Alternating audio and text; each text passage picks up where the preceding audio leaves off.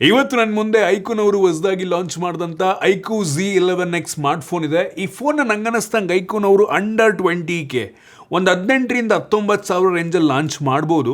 ನಾನಿವತ್ತು ಈ ಸ್ಮಾರ್ಟ್ ಫೋನ್ನ ಅನ್ಬಾಕ್ಸ್ ಮಾಡಿ ಯೂಸ್ ಮಾಡಿ ನನ್ನ ಎಕ್ಸ್ಪೀರಿಯನ್ಸ್ ನಿಮ್ಮ ಹತ್ರ ಶೇರ್ ಮಾಡ್ತೀನಿ. ಏನು ಚೆನ್ನಾಗಿದೆ ಏನು ಚೆನ್ನಾಗಿಲ್ಲ ಕಂಪ್ಲೀಟ್ ಮಾಹಿತಿ ನಾನು ತಿಳಿಸ್ಕೊಡ್ತೀನಿ.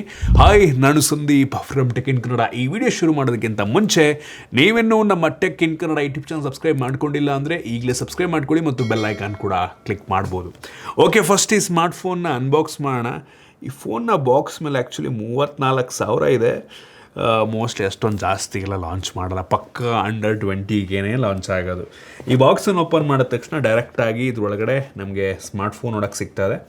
ಇದನ್ನು ಪಕ್ಕಕ್ಕಿಟ್ಟರೆ ಇದ್ರ ಕೆಳಗಡೆ ಒಂದು user manual, quick start guide ಮತ್ತು ವಾರಂಟಿ ಕಾರ್ಡು, ಒಂದು ಟ್ರಾನ್ಸ್ಪರೆಂಟ್ ಬ್ಯಾಕ್ ಕವರು, ಆಮೇಲೆ 44 ವ್ಯಾಟಿಂದ ಒಂದು ಫಾಸ್ಟ್ ಚಾರ್ಜಿಂಗ್ ಅಡಾಪ್ಟರ್ ಕೊಟ್ಟಿದ್ದಾರೆ, ಒಳ್ಳೆಯದು. ಮತ್ತು USB Type-C ಚಾರ್ಜಿಂಗ್ ಕೇಬಲ್ ಇದೆ, Type A ಇಂದ Type-C. ಕೊನೆಯದಾಗಿ ಒಂದು ಸಿಮ್ ಎಜೆಕ್ಷನ್ ಪಿನ್ನ ಕೊಟ್ಟಿದ್ದಾರೆ. ಇದನ್ನು ಬಿಟ್ಟರೆ ಬೇರೇನು ಸಹ ನಮಗೆ ಈ ಬಾಕ್ಸ್ ಒಳಗೆ ಸಿಗ್ತಾ ಇಲ್ಲ. ಇನ್ನು ಡೈರೆಕ್ಟಾಗಿ ನಾವು ಈ ಸ್ಮಾರ್ಟ್ ಫೋನಿಗೆ ಬಂತು ಅಂದರೆ ನೋಡ್ತಾ ಇದ್ದೀರಾ, ಈ ರೀತಿ ನೋಡೋಕ್ಕೆ ಸಿಗ್ತಾ ಇದೆ. 20,000 ರೂಪಾಯಿ ಒಳಗಡೆ ಪಕ್ಕ ಲಾಂಚ್ ಆಗೋದು ಅಂದ್ಬಿಟ್ಟು ಈ ಫೋನ್ ನೋಡಿದ್ರೇ ಗೊತ್ತಾಗುತ್ತೆ, ಆಯಿತಾ. ಒಂಥರ ಸಾಲಿಡ್ ಆಗಿದೆ. 219 ಗ್ರಾಮ್ ವೆಯ್ಟ್ ಇದೆ ಮತ್ತು 8.4 mm ಥಿಕ್ನೆಸ್ಸನ್ನು ಹೊಂದಿರುವಂಥ ಸ್ಮಾರ್ಟ್ ಫೋನು. ಫ್ರಂಟಲ್ಲಿ ಗ್ಲಾಸು ಯಾವ ಗ್ಲಾಸ್ ಅಂತ ಸ್ಪೆಸಿಫೈ ಮಾಡಿಲ್ಲ, ಆಲ್ರೆಡಿ ಅವರೇ ಸ್ಕ್ರೀನ್ ಗಾರ್ಡನ್ನು ಹಾಕಿದ್ದಾರೆ. ಒಂದು ಸಣ್ಣ ಪಂಚೋಲ್ ಕ್ಯಾಮ್ರಾ ಇದೆ. ಬೆಸಲ್ಸು ಆ ಕಡೆ ಈ ಕಡೆ ಮೇಲೆಲ್ಲ ಕಡಿಮೆನೇ ಇದೆ, ಬಾಟಮ್ ಬೆಸಲ್ ಸ್ವಲ್ಪ ಜಾಸ್ತಿ ಅಂತ ಅನ್ನಿಸ್ತು. ಬಟ್ ಲಾಂಚ್ ಆಗ್ತಿರೋ ಪ್ರೈಸಿಗೆ ಓಕೆ ಅನ್ನಬಹುದು. ಇನ್ನು ಈ ಫೋನ್ನ ಹಿಂದಕ್ಕೆ ಬಂತು ಅಂದರೆ ಪ್ಲಾಸ್ಟಿಕ್ ಬ್ಯಾಕು, ಒಂಥರ ಯುನೀಕ್ ಟೆಕ್ಸ್ಚರ್ ನಮಗೆ ಸಿಗ್ತಾ ಇದೆ. ಒಂಥರ ಮ್ಯಾಟ್ ಫಿನಿಶ್ ಇದೆ, ಆಯಿತಾ. ಸೊ ಸ್ಮಡ್ಜಸ್ ಆದರೂ ಕೂಡ ಕಾಣೋದಿಲ್ಲ. ನಮಗೆ ಈ ಫೋನ್ನ ಹಿಂದೆ 2 ಕ್ಯಾಮ್ರಾ ಸಿಗ್ತಾ ಇದೆ, ಸಿಂಗಲ್ LED ಫ್ಲ್ಯಾಶು ಮತ್ತು ಡೈನಾಮಿಕ್ ಲೈಟ್ ಅಂತ ಒಂದು LED ಇಂಡಿಕೇಟರ್ ಸಹ ಇದೆ. ಇದನ್ನು ಕಸ್ಟಮೈಸ್ ಕೂಡ ಮಾಡ್ಕೊಬೋದು. RGB ಆಯಿತಾ, ಡಿಫ್ರೆಂಟ್ ಕಲರ್ಸ್ ಬರುತ್ತೆ ಅದರಲ್ಲಿ.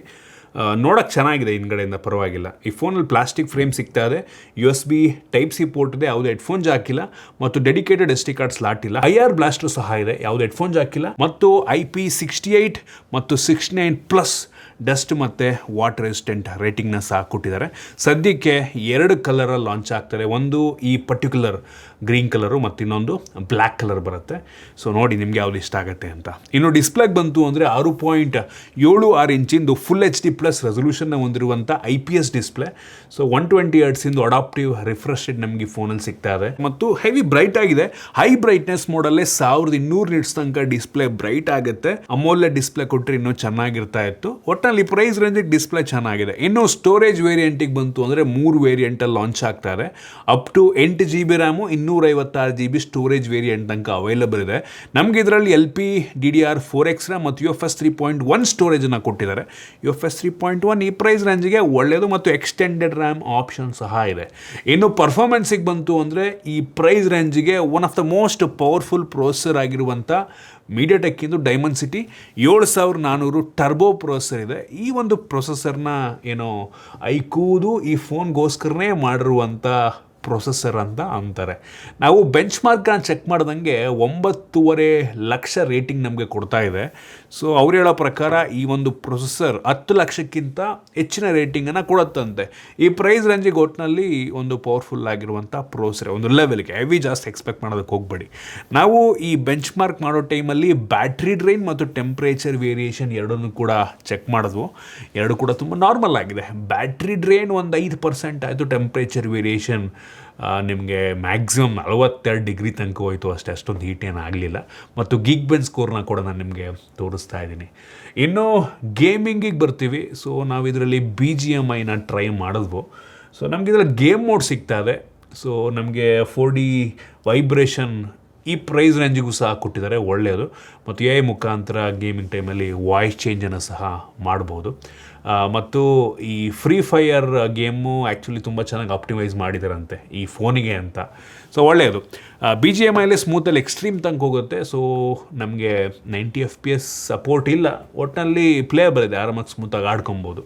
ಮ್ಯಾಕ್ಸಿಮಮ್ ಅಂತ ಅಂದರೆ ಅಲ್ಟ್ರಾ HDRನಲ್ಲಿ ಅಲ್ಟ್ರಾ ತನಕ ಹೋಗುತ್ತೆ, ಇದು ಕೂಡ ಓಕೆ. ಬಟ್ ಎನಿಮೀಸ್ ಬಂದಾಗ ಮೋಸ್ಟ್ಲಿ ಫ್ರೇಮ್ ಡ್ರಾಪ್ ಫೀಲ್ ಆಗ್ಬೋದು. ಇನ್ನು ಕ್ಯಾಮ್ರಾಗೆ ಬಂತು ಅಂದರೆ ಹಿಂದ್ಗಡೆ 2 ಕ್ಯಾಮ್ರಾ ಇದೆ. 50 MP main sensor, f2.0 aperture. ಇದು ಸೋನಿ IMX852 ಸೆನ್ಸಾರ್, ಆಯಿತಾ. ಸೊ ಒಳ್ಳೆಯ ಸೆನ್ಸಾರೇನೆ. ಇದರಲ್ಲಿ ನಮಗೆ ಇನ್ನೊಂದು 2 MP ಬೊಕೆ ಕ್ಯಾಮ್ರಾ ಅಂದರೆ ಬ್ಯಾಕ್ಗ್ರೌಂಡ್ ಬ್ಲರ್ ಮಾಡೋದಕ್ಕೆ ಇನ್ನೊಂದು ಕ್ಯಾಮ್ರಾವನ್ನು ಕೊಟ್ಟಿದ್ದಾರೆ. ಇದು ತೆಗೆಯುವಂಥ ಫೋಟೋ ಬೆಲೆಗೆ ತಕ್ಕ ರೀತಿಯಲ್ಲಿದೆ, ಏನೋ ಔಟ್ ಆಫ್ ದ ವರ್ಲ್ಡ್ ಅಂತ ಅನ್ನೋದು ನಾನು. ಒಟ್ಟಿಗೆ ಈ ಪ್ರೈಸ್ ರೇಂಜಿಗೆ ಒಂದು ಲೆವೆಲ್ಗೆ ಚೆನ್ನಾಗಿದೆ ಅಂತ ಅನ್ನಿಸೋ ಸ್ಯಾಂಪಲ್ ನಾನು ನಿಮಗೆ ತೋರಿಸ್ತಾ ಇದ್ದೀನಿ. ಸೊ ಹೆವಿ ಜಾಸ್ತಿ ಎಕ್ಸ್ಪೆಕ್ಟೇಷನ್ ಇಟ್ಕೊಳ್ಳೋಕೆ ಹೋಗಬೇಡಿ. ಕಲರ್ಸ್ ಎಲ್ಲ ಒಂದು ಲೆವೆಲ್ಗೆ ನ್ಯಾಚುರಲ್ ಆಗಿದೆ. ಬೊಕೆನೂ ಕೂಡ ಒಂಥರ ಎಡ್ಜ್ ಡಿಟೆಕ್ಷನ್ ಎಲ್ಲ ಒಂದು ಲೆವೆಲಿಗೆ ಚೆನ್ನಾಗಿ ಬರ್ತಿರೋ ಥರ ಅನ್ನಿಸ್ತಾ ಇದೆ. ಓಕೆ ಅಂತೀನಿ, ಕ್ಯಾಮ್ರಾ ಒಂದು ಲೆವೆಲಿಗೆ ಚೆನ್ನಾಗಿದೆ. ಇನ್ನು ಫ್ರಂಟ್ ಕ್ಯಾಮ್ರಾಗೆ ಬಂತು ಅಂದರೆ 32 MP ಸೆಲ್ಫಿ ಕ್ಯಾಮ್ರಾ ಇದೆ. ಒಂದು ಲೆವೆಲಿಗೆ ವೈಡ್ ಆಗಿದೆ ಆಯಿತಾ, ತುಂಬ ವೈಡ್ ಅಂತ ಅನ್ನಲ್ಲ. ಕ್ಲಾರಿಟಿ ಚೆನ್ನಾಗಿದೆ, ಝೂಮ್ ಮಾಡಿದ್ರು ಕೂಡ ಡೀಟೇಲ್ಸ್ ಎಲ್ಲ ರಿಟೇನ್ ಆಗಿದೆ. ನಿಮಗೆ ಬೇಕು ಅಂದರೆ ಮೇಕಪ್ ಹಾಕಿ ಔಟ್ಪುಟ್ ಬರೋ ರೀತಿಯಲ್ಲೂ ಕೂಡ ಮಾಡ್ಬೋದು. ಕೆಲವೊಂದು ಸ್ಟೈಲ್ಸ್ ಆಪ್ಷನ್ ಇದೆ, ಫಿಲ್ಟರ್ಸ್ಗಳ ಆಪ್ಷನ್ ಇದೆ. ನೀವು ಪೋರ್ಟ್ರೇಟ್ಗೆ ಹೋದರೆ ಅದರಲ್ಲಿ ನಿಮಗೆ ಡಿಫ್ರೆಂಟ್ ಆಗಿರೋ ಬೊಕೆ ಎಫೆಕ್ಟ್ ಎಲ್ಲ ಸಿಗುತ್ತೆ. ಸೊ ಬೇಸಿಕ್ ಸೆಟ್ಟಿಂಗ್ಸ್ ಅಂತೀನಿ. ವಿಡಿಯೋಗ್ರಫಿಯಲ್ಲಿ ಫ್ರಂಟು ಮತ್ತು ಬ್ಯಾಕ್ ಎರಡೂ ಸಹ 4K 30 FPS ಆಪ್ಷನ್ ಇದೆ. ಈ ಪ್ರೈಸ್ ರೇಂಜಿಗೆ ಒಳ್ಳೆಯದು ಅಂತೀನಿ. ಇನ್ನು ಕ್ಯಾಮ್ರಾ AI ಫೀಚರಿಗೆ ಬಂತು ಅಂದರೆ ಏನು ತುಂಬ ದೊಡ್ಡ ಕ್ಯಾಮ್ರಾ ಫೀಚರ್ ಇಲ್ಲ. AI ಎರೇಸಿಂಗ್ ಫೀಚರ್ಗಳೆಲ್ಲ ಇದ್ದಾವೆ ಬೇಸಿಕ್ ಗ್ಯಾಲರಿಯಲ್ಲಿ. ಜೊತೆಗೆ ಹೆವಿ ಪ್ರೋಸೆಸ್ ಕೂಡ ಮಾಡುತ್ತೆ ಒಂದು ಲೆವೆಲ್ಗೆ, ಆಯಿತಾ.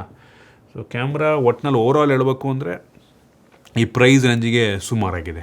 ಇನ್ನು ಸೆಕ್ಯೂರಿಟಿ ಬಗ್ಗೆ ಮಾತನಾಡಬೇಕು ಅಂದರೆ side mounted fingerprint sensor, face unlock ಇದೆ ಮತ್ತು ವೈಡ್ ವೈನ್ L1 ಸೆಕ್ಯೂರಿಟಿಯನ್ನು ಕೂಡ ಕೊಟ್ಟಿದ್ದಾರೆ.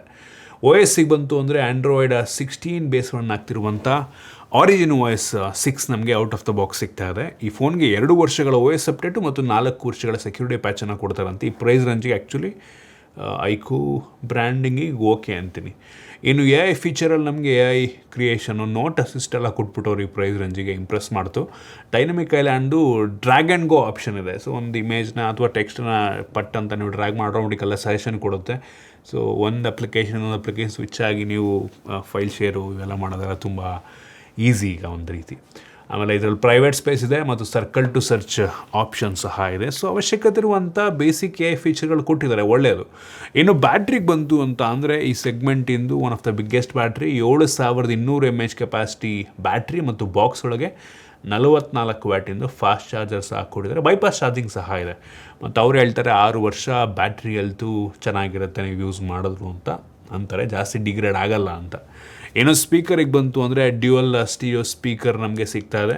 ಸೊ ಫುಲ್ಲು ನೀವು ವಾಲ್ಯೂಮನ್ನು ಕೊಟ್ಟ ಮೇಲೆ 400%ಗೆ ಬೂಸ್ಟ್ ಕೂಡ ಆಗುತ್ತೆ. ಸ್ವಲ್ಪ ಹೆವಿ ಜೋರಾಗಿ ಕೇಳುತ್ತೆ, ಆಯಿತಾ. ಸೊ ಪರವಾಗಿಲ್ಲ, ಸ್ಪೀಕರ್ ಚೆನ್ನಾಗಿದೆ, ಒಂದು ಲೆವೆಲಿಗೆ ಜೋರಾಗಿ ಕೂಡ ಕೇಳುತ್ತೆ. ಕನೆಕ್ಟಿವಿಟಿನಲ್ಲಿ ವೈಫೈ 6 ನಮಗೆ ಸಿಗ್ತಾ ಇದೆ. ಡ್ಯುಯಲ್ ಬ್ಯಾಂಡ್ ಜೊತೆಗೆ ವೈಫೈ 5, 6 ಎರಡೂ ಇದೆ. ಬ್ಲೂಟೂತ್ 5.4 ಸಹ ಕೊಟ್ಟಿದ್ದಾರೆ.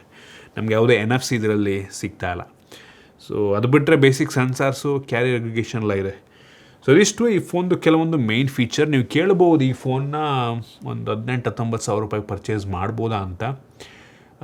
ನೋಡಿ, ಇತ್ತೀಚೆಗೆ ಎಲ್ಲ ಬ್ರ್ಯಾಂಡ್ಗಳು ಪ್ರೈಸನ್ನು ಜಾಸ್ತಿ ಮಾಡಿರೋದ್ರಿಂದ ಒಂದು ಫೋನ ಜಡ್ಜ್ ಮಾಡೋದೇ ತುಂಬ ನಮಗೆ ಕಷ್ಟ ಆಗಿದೆ. ಮುಂಚೆ ಎಲ್ಲ 12-13 ಸಾವಿರ ರೂಪಾಯಿಗೆ ಸಿಗ್ತದಂಥ ಫೋನ್ಗಳೀಗ 16-17 ಸಾವಿರ ಆಗಿದೆ. 15 ಸಾವಿರ ರೂಪಾಯಿ ಇದ್ದಿದ್ದು ಫೋನ್ 20 ಸಾವಿರ ಆಗಿದೆ. ಅದು ಹೆಂಗೆ ಗುರು, ಏನು ಮಾಡ್ತೀರ? ನಮಗೆ ಹೇಳೋದೇ ಕಷ್ಟ ಆಗಿದೆ, ಆ ರೀತಿಯಾಗಿದೆ. ಸೊ ಒಟ್ಟಿನಲ್ಲಿ ಸದ್ಯದ ಪರಿಸ್ಥಿತಿಯನ್ನು ನೋಡಿದ್ರೆ ಒಂದು 17-18 ಸಾವಿರ ರೂಪಾಯಿಗೆ ಈ ಫೋನು ಒಂದೊಳ್ಳೆ ಆಪ್ಷನ್ ಆಗ್ಬೋದು. ಕಳೆದ ವರ್ಷ ಲಾಂಚ್ ಆಗಿದ್ದರೆ ನಂಗನ್ನಿಸ್ದಂಗೆ ಈ ಫೋನ್ ಒಂದು 15 ಸಾವಿರ ರೂಪಾಯಿಗೆ ಲಾಂಚ್ ಆಗೋದು ಅಷ್ಟೇ, ಏನೋಪ್ಪ. ಸೊ ಇದಿಷ್ಟು ಈ ಫೋನ್ ಬಗ್ಗೆ ನನ್ನ ಆನೆಸ್ಟ್ ಒಪಿನಿಯನ್. ನಿಮಗಿದ್ರ ಬಗ್ಗೆ ಏನಿಸ್ತು ಕಾಮೆಂಟ್ ಮಾಡಿ. ಇಷ್ಟ ಆಗಿದ್ದರೆ ಲೈಕ್ ಮಾಡಿ, ಶೇರ್ ಮಾಡಿ. ಇದೇ ರೀತಿ ನಮ್ಮ ಬೇರೆ ಬೇರೆ ವೀಡಿಯೋಗಳಿಗೆ ನಮ್ಮ tech in Kannada YouTube channel subscribe ಮಾಡ್ಕೊಂಡಿಲ್ಲ ಅಂದರೆ ಈಗಲೇ ಸಬ್ಸ್ಕ್ರೈಬ್ ಮಾಡ್ಕೊಳ್ಳಿ ಮತ್ತು ಬೆಲ್ ಐಕಾನ್ ಕೂಡ ಕ್ಲಿಕ್ ಮಾಡ್ಬೋದು. ಸಿಗೋಣ ಮತ್ತೆ ಮುಂದಿನ ವೀಡಿಯೋದಲ್ಲಿ.